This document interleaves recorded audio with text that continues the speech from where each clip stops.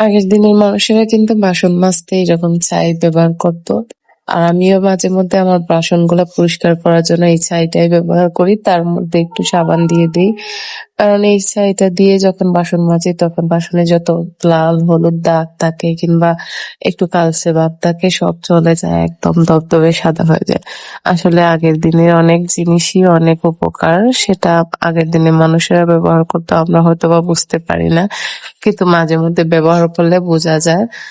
বাসনগুলো আপনি যতই সাবান ভিম দিয়ে মাজেন না কেন, যদি একটু ছাই দিয়ে মাজেন দেখা যায় যে অনেক পরিষ্কার হয়ে যায়।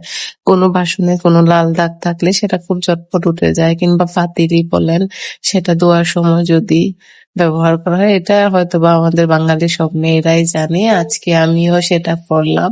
গ্রাম অঞ্চলে এই জিনিসটা একটু বেশি করা হয়, কিন্তু শহর অঞ্চলে তো এটা তেমন একটা চলেই না বললেই চলে। যাই হোক, আজকে আমার বাসনগুলা দেখেন একদম চকচকে চকচকে হয়ে গেছে।